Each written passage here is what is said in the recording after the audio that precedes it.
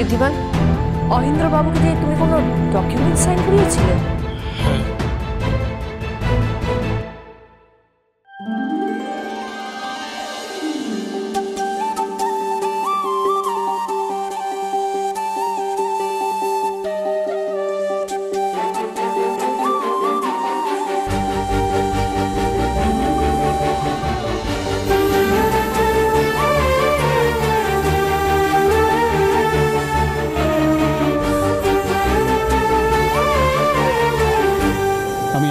বাড়িতে এসে দেখেছিলাম ছাদে বেশ কিছু জায়গায় ফাটল ধরেছে, ঘরে জল পড়ছে। আমি চাইলে পুরো বাড়িটা একসাথে রেনোভেট করতে পারতাম, কিন্তু তাতে হয়তো আপনাদের আত্মসম্মানে আঘাত লাগতো। খুড়ি যেমন আত্মসম্মানী, তাই ভেবেছিলাম একটু একটু করে কাজ করবো। আমি ওনাদের এই কন্ট্রাক্ট দিয়েছিলাম, আর তাই এই পারমিশনে আপনাকে দিয়ে সই করেছিলাম। বিশ্বাস করুন, এই কাগজে লেখা আছে আমি চাইলেও এই বাড়ির এতটুকু অংশ আমি অধিগ্রহণ করতে পারবো না। মহেন্দ্রবাবু, এই হলো আমার নাতি। কারোর কাছ থেকে কিচ্ছু কেড়ে নিতে শেখেনি ও, শুধু দিতেই শিখেছে, দিতেই জানে ও। দাদা ভাই,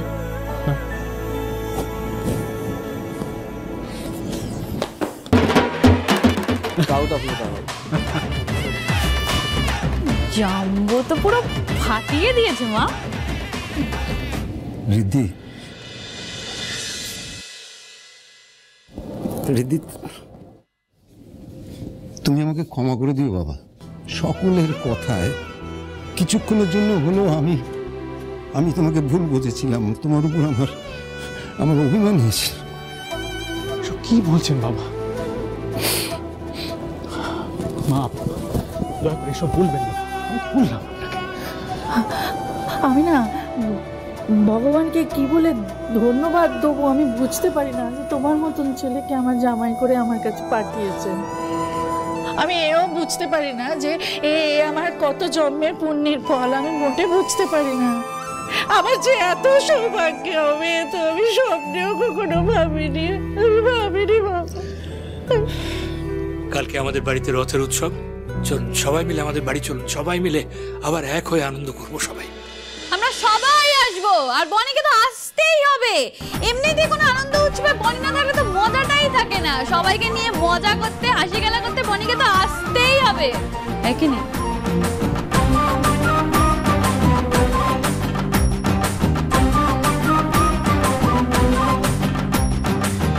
কিন্তু দাদু, আমাদের পরিবার যে আরো কিছু মানুষ ছাড়া অসম্পূর্ণ। ঠিক বলেছেন ঋদ্ধিমান বাবু, এবার তাদেরকেও ফিরিয়ে এনে গোটা পরিবারকে এক করার সময় এসেছে।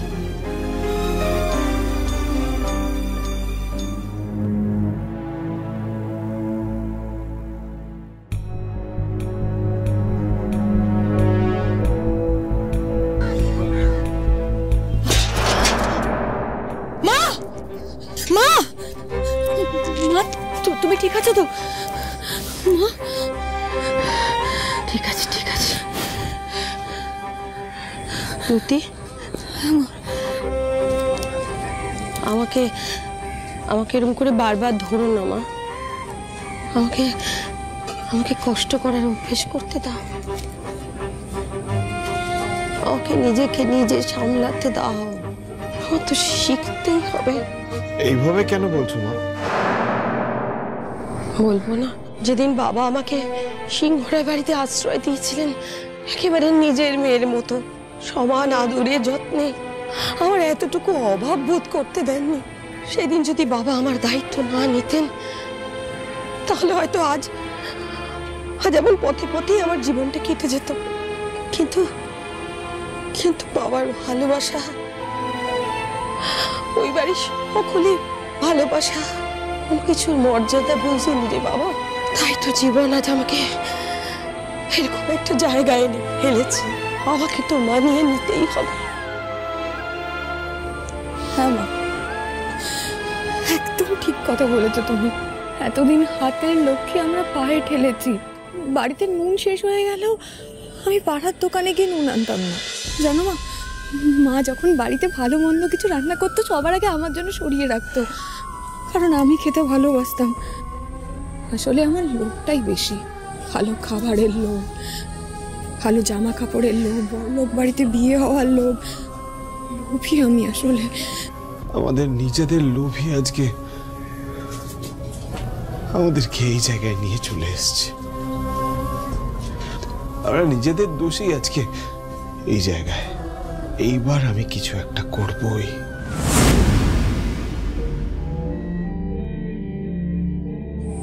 দিদি, হ্যাঁ মা। যাও মা, রাহুলের খাবারের ব্যবস্থা করো তুমি। আমি আসছি এখন, যাও।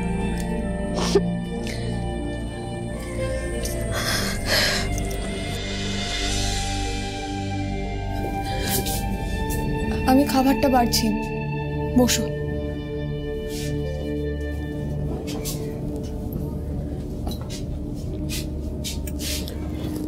একটু খাবার পেতে পারি?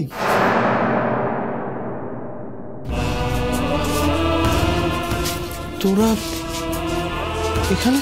এই বর্দি, প্রচন্ড খিদে পেয়ে গেছে, সকাল থেকে যা ড্রামা চলছে, কিচ্ছু খাওয়া হয়নি। বাড়ি থাকতে তো কোনোদিনও রান্না করিস না, আজকে রান্না করেছিস, আজকে দেখো তুই কিরম রান্না করিস। দে দে, প্রচন্ড খিদে পেয়ে গেছে, দে, আমি আর পাচ্ছি না।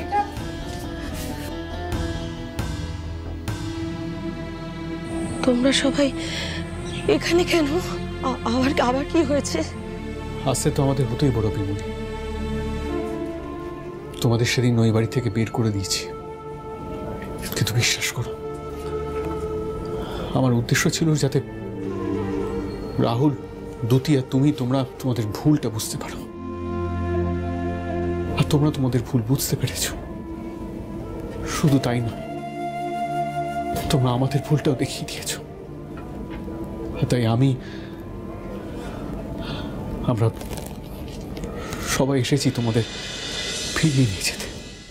না না ব্রো, আমরা ওই বাড়িতে থাকার যোগ্য নই। তুই এখনো রাগ করে আছিস রাহুলদা? না রে, রাগের কথা নয়। রাহুল, কেন করছো তুমি এরকম? ওরা তো নিজে থেকে আমাদেরকে নিয়ে যেতে এসেছে, তারপরেও তুমি এমন করবে? আমি যা করছি ঠিক করছি দিদি। এই কথাটা তো সত্যি যে আমরা সত্যি ওই বাড়ির কেউ না। আর তাছাড়া আমি নিজেও এবার নিজের পায়ে কিছু একটা করতে চাই। কি বলেছে? তুই ওই বাড়ির কেউ নোস?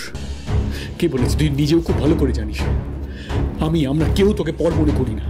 রাহুল, তুমি ওই বাড়ি থেকে বেরিয়ে আসার পর থেকে ঋদ্ধিমানবাবু দু চোখের পাতা এক করতে পারেননি, একদিনও শান্তিতে ঘুমোতে পারেননি। তুমি বলো না, কেউ কাউকে মন থেকে ভালো না বাসলে তার জন্য কি এতটা কষ্ট পায়? খড়ি তো দিন রাত আপনার কথাই বলতো, দিদি কেমন আছে, ঠিকভাবে খাচ্ছে কিনা, দিদি তো বেশি পরিশ্রম করতে পারে না, সবটা কিভাবে ম্যানেজ করছে। আর বড়দের তো নতুন কিছু না, মেসে তো সবসময় তোকে আগে খেতে দিয়ে তারপর নিজে খেত। আগে সবসময় তোকে রাখতো, তারপর নিজের কথা ভাবতো। এখনো তাই হয়েছে বড়দি। আর বড় কি মনে, তুমি প্লিজ রাগ করে থেকো না। আমরা সবাই তোমাকে খুব ভালোবাসি আর সারা জীবন বাসবো।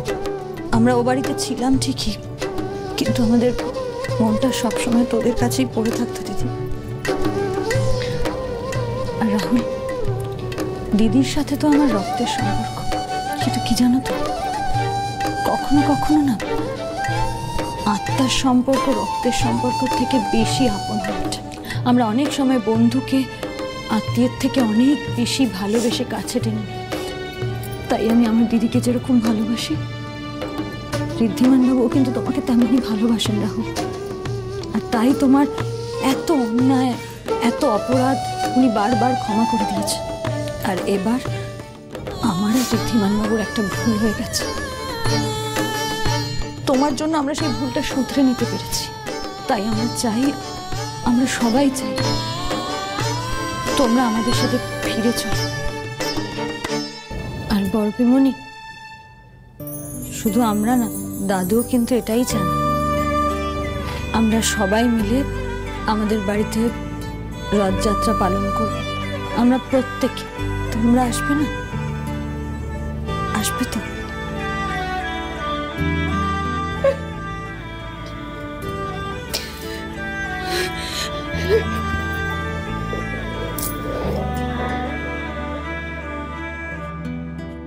রাহুল,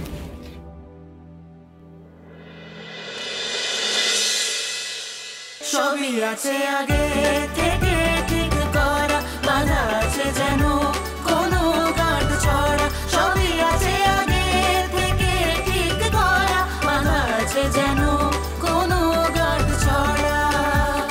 তোমার আমার গাঁট ছড়া, তোমার আমার গাঁট ছড়া।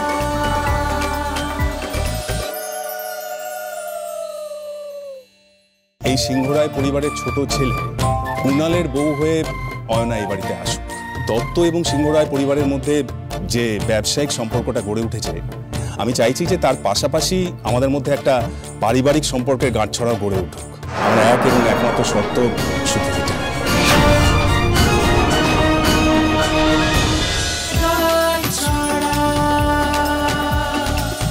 চলো চলো চলো চলো চলো পাল্টাই।